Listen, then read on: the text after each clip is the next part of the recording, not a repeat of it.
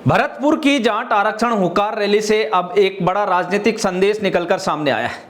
नागौर सांसद हनुमान बेनीवाल ने साफ चेतावनी दी है कि अगर भरतपुर, धौलपुर और डीग जिले के जाटों को केंद्र की ओबीसी सूची में शामिल नहीं किया गया तो आंदोलन अब राजस्थान से निकलकर दिल्ली की ओर बढ़ेगा। लेकिन बड़ा सवाल यह है कि आखिर ये मांग है क्या? अभी मामला कहां अटका हुआ है और अगर केंद्र सरकार आरक्षण नहीं देती है तो हनुमान बेनीवाल और जाट समाज का अगला कदम क्या होगा? आइए समझते हैं पूरी कहानी। दरअसल भरतपुर, धौलपुर और डीग के जाटों को राजस्थान की ओबीसी सूची का लाभ तो मिलता है, लेकिन केंद्र सरकार की ओबीसी सूची में शामिल नहीं होने के कारण उन्हें केंद्रीय नौकरियों, केंद्रीय विश्वविद्यालयों और अन्य केंद्रीय संस्थानों में आरक्षण का लाभ नहीं मिलता। भरतपुर की हुंकार रैली में हनुमान बेनीवाल ने आरोप लगाया कि केंद्र सरकार इस प्रक्रिया को आगे बढ़ाने में देरी कर रही है।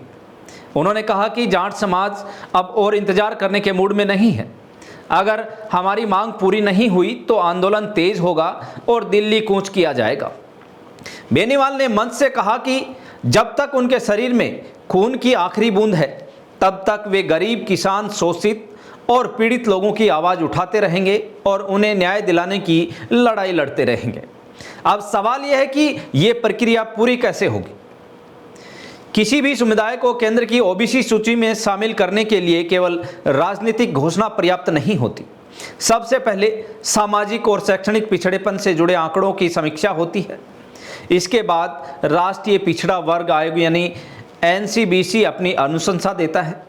फिर केंद्र सरकार उस पर फैसला लेती है। यदि मामला अदालत तक पहुंचता है तो सरकार को ठोस सामाजिक और शैक्षणिक आधार भी प्रस्तुत करने पड़ते हैं। यानी यह केवल राजनीतिक नहीं बल्कि कानूनी और प्रशासनिक प्रक्रिया भी है। रैली में भरतपुर सांसद संजना जाटव ने भी जाट आरक्षण की मांग का समर्थन किया और कहा कि वह इस मुद्दे को सड़क से लेकर संसद तक उठाती रहेंगी। वहीं भाजपा विधायक शैलेश सिंह और जगत सिंह भी रैली में पहुंचे और उन्होंने भी आरक्षण की मांग का समर्थन किया। फिलहाल भरतपुर की हुंकार रैली में ये तो साफ कर दिया है कि जाट समाज इस मुद्दे को लेकर अब आर पार की लड़ाई के मूड में है। अब सबकी नज़र केंद्र सरकार और राष्ट्रीय पिछड़ा वर्ग आयोग की अगली प्रक्रिया पर टिकी हुई है। अब देखना होगा कि मांग पूरी होती है या फिर आंदोलन सचमुच दिल्ली की ओर बढ़ता है। फिलहाल आप देखिए भरतपुर हुंकार रैली में हनुमान बेनीवाल ने क्या कुछ कहा। मैं इतना ही विश्वास आपको दिलाता हूं कि हनुमान बेनीवाल कोई लड़ाई अधूरी नहीं छोड़ता, मेरे जीवन का उसूल है।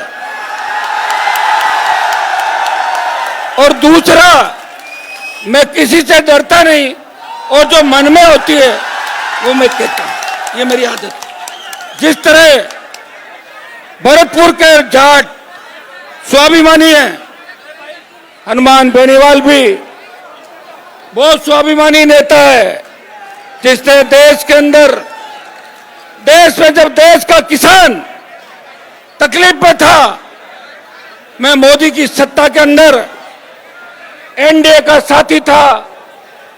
हरियाणा, यूपी और दिल्ली के बहुत से लोग मेरे पास आए और बोले, हनुमान जी आप मोदी का साथ छोड़ दो तो किसान आंदोलन में हमारी जीत हो जाएगी।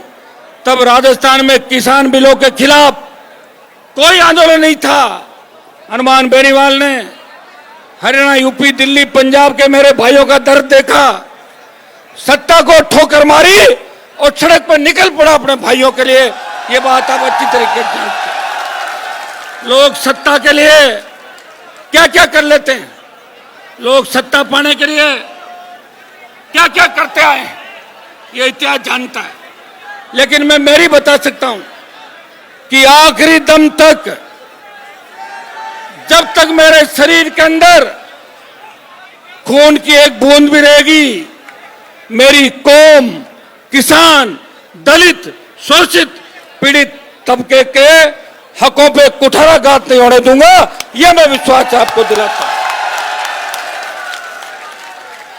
भाइयों, पार्लियामेंट का सत्र है ना जुलाई के अंदर, वहां तो हम करेंगे ही करेंगे, लेकिन उससे पहले ही बीजेपी की सरकार डरती बहुत है और जब जाट आ जाते सड़क पे तो डिप्रेशन में चली जाती है सरकार, चाहे मुख्यमंत्री हो और चाहे प्रधानमंत्री। आज भरतपुर का जाट अपने सम्मान स्वाभिमान की लड़ाई लड़ रहा है।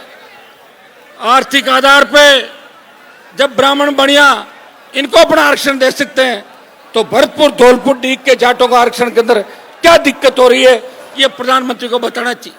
उत्तर प्रदेश का जब चुनाव था तब गृह मंत्री ने जाट सरदारी को अपनी मूंछ का बाल दिया और ये कहा था ये तुम गिरवी रख लो, यूपी दिल्ली से तमाम जाटों को मैं आरक्षण दिलाऊंगा। मैं अमित शाह जी को याद दिलाना चाहता हूं, आप अपनी मूंछ का बाल वापस ले जाओगे या वहीं गिरवी रखोगे, ये अब की लोकसभा के सत्र के अंदर उनसे बात करिए। भाइयों, दुनिया जानती है कि भरतपुर की धरती केवल राजस्थान नहीं, भारत के इतिहास में स्वाभिमान, शौर्य और संघर्ष की पहचान रही है। जब हम भरतपुर का नाम लेते हैं, हमें याद आते हैं महान जाट शासक सूरजमल जी, जिन्हें इतिहासकारों ने जाट प्लेटो का नाम दिया था। महाराजा सूरजमल ने केवल एक राज्य नहीं बनाया, किसानों, मेहनत कशों और आम जनता के संतवाद शासन की स्थापना की थी। वो हर वर्ग के लिए लड़े। भाइयों, लोहागढ़ किले का इतिहास दुनिया जानती है। अंग्रेजों की शक्तिशाली सेना ने कई बार इस किले को जीतने का प्रयास किया, लेकिन लोहागढ़ अजय रहा और मुगलों ने भी भरतपुर के राजाओं से मात खाई। ये किला नहीं बल्कि जाट समाज की अस्मिता, साहस और आत्म सम्मान का प्रतीक है। डीग के मेलों से लेकर धौलपुर की धरती तक हमारे पूर्वजों ने देश की रक्षा, कृषि के विकास और समाज के उत्थान के लिए अपना अमूल्य योगदान दिया। आज हमारा संघर्ष किसी विशेष सुविधा के नहीं, भरतपुर, डीग और धौलपुर का जाट सामाजिक और शैक्षणिक पिछड़ेपन के आधार पर केंद्र की ओबीसी सूची में शामिल करने के लिए लगातार इनको झांसा दिया जा रहा है। लेकिन दुर्भाग्य से सरकारें आ रही है, जा रही है, लेकिन अभी तक आरक्षण का लाभ हमें नहीं मिला। भारतीय जनता पार्टी की सरकार है और मुख्यमंत्री आपके भजनलाल भरतपुर से आते हैं। उनका यह भी कहना है कि मेरे भरतपुर में कोई दूसरा रैली कर ही नहीं पाएगा, ये भजनलाल कहते हैं। और ये आपने देखा भी, ये रैली नहीं है, रेला है। और भजनलाल जी की विदाई की सुख बेला है। आज से तय हो गया कि विदाई होने वाली। भाइयों, हमें जब राजस्थान के अंदर लोग कहते हैं कि आपके राजस्थान के लोगों ने क्या किया, हरियाणा, उत्तर प्रदेश, दिल्ली, पंजाब का जाट सीधा अंग्रेजों के खाते में था। हमारे यहाँ पे जो गुलाम थे अंग्रेजों के, उनके गुलाम हमारे लोग थे। धौलपुर भरतपुर रियासत को छोड़ दे तो ये दो रियासतें ऐसी थी जो हर समाज के लिए लड़ती थी और जिन्होंने पूरे 80 युद्ध सूरजमल जी ने लड़े और 80 के 80 युद्ध जीते थे। और तो और जीवन काल में एक युद्ध नहीं आ रहे। महाराजा सूरजमल जी दिल्ली के किवाड़, चित्तौड़गढ़ के दरवाजे, रुको भाई सुनो, जब चित्तौड़ के दरवाजे अलाउद्दीन खिलजी ले गया था, उसे हमारे महाराजा जवाहर सिंह जी लेके आए थे दिल्ली के चित्तौड़ के दरवाजे। इससे आप अंदाजा लगा सकते हैं कि हमारे समाज के शासकों ने हर वर्ग के स्वाभिमान की लड़ाई लड़कर सम्मान बढ़ाया। ये इतिहास नहीं बनाया बल्कि इतिहास की दिशा भी बदल दी। जहाँ के किसानों ने हल चलाया और जरूरत पड़ी तो तलवार भी चलाई। सूरजमल जी ने मित्रता और वचन निभाने के लिए जयपुर राजघराने के एक राजा की मदद की, उसके लिए युद्ध लड़ा था जयपुर जाकर उनकी सेना ने। भाइयों, पानीपत की जब मूवी आई थी, उस पानीपत की मूवी के अंदर जाटों और मराठों को लड़ने का काम किया दिल्ली की सरकार ने।